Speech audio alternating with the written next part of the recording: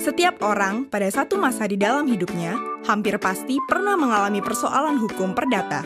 Mulai dari hutang yang tidak dibayar, barang yang tidak sesuai dengan pesanan, rusaknya barang oleh seseorang, dan lain sebagainya.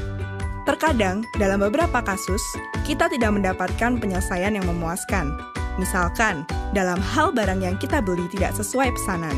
Biasanya, bentuk penyelesaiannya adalah pengembalian atau penukaran barang atau juga pengembalian uang.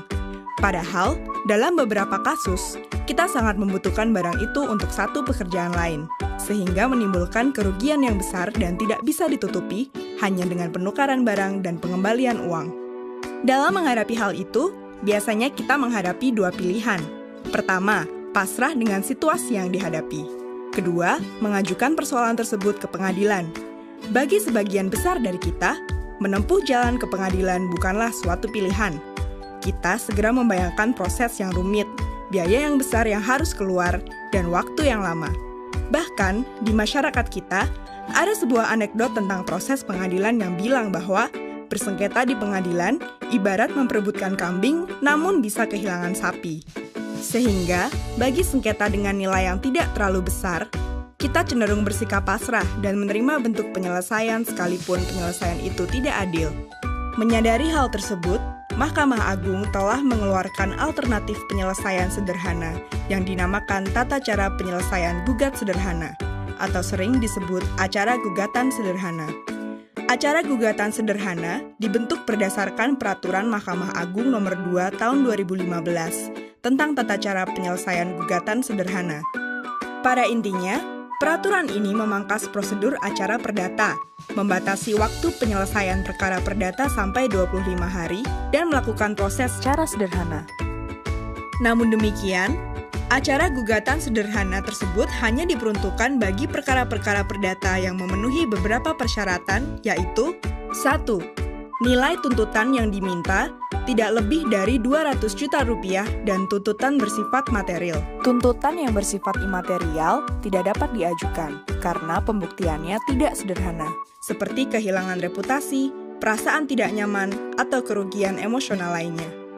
2. Sengketa bukan merupakan sengketa atas tanah atau sengketa lainnya yang telah memiliki pengadilan khusus, seperti sengketa tenaga kerja. 3. Penggugat dan tergugat harus dalam satu wilayah hukum yang sama.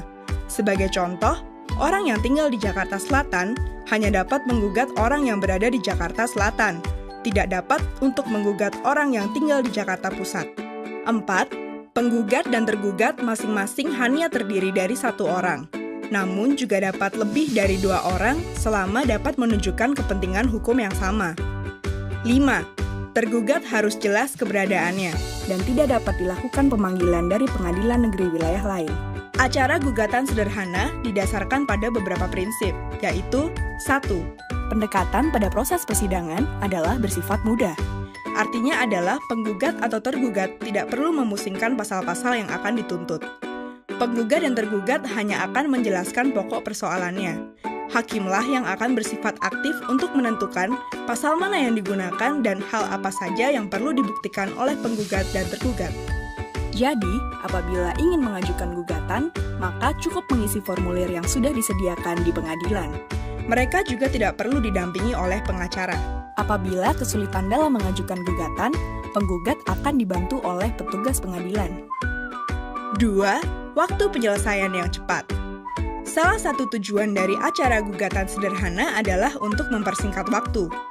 Pada gugatan acara perdata, waktu penyelesaian rata-rata adalah kurang lebih 450 hari dari tingkat pertama sampai dengan Mahkamah Agung. Acara perdata dapat melalui 3 tingkat pengadilan. Pertama, di pengadilan negeri, kedua, tingkat banding pada pengadilan tinggi, dan ketiga, tingkat kasasi pada Mahkamah Agung. Pada acara gugatan sederhana, penyelesaian perkara hanya melalui 2 tingkat pada level pengadilan negeri. Pertama adalah pada tingkat hakim tunggal di pengadilan negeri dengan waktu penyelesaian 25 hari kerja sejak hari sidang pertama, sesuai pasal 5 ayat 3 Peraturan Mahkamah Agung tentang gugatan sederhana. Pada tahapan ini, persidangan akan dilaksanakan oleh hakim tunggal yang memimpin dan memutuskan perkara. Kedua adalah tingkat keberatan oleh majelis hakim di pengadilan negeri.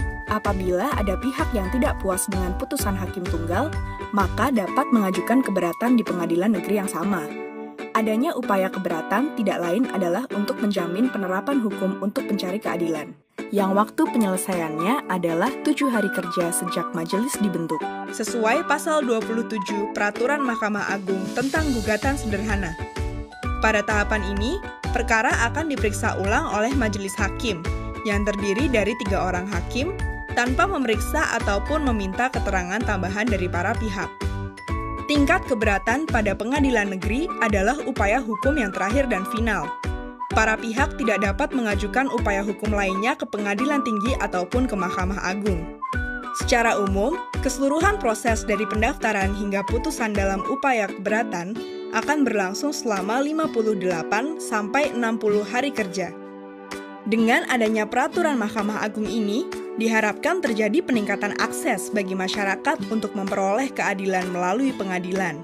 Di samping itu, diharapkan iklim usaha Indonesia semakin meningkat baik di mata para pelaku usaha tanah air.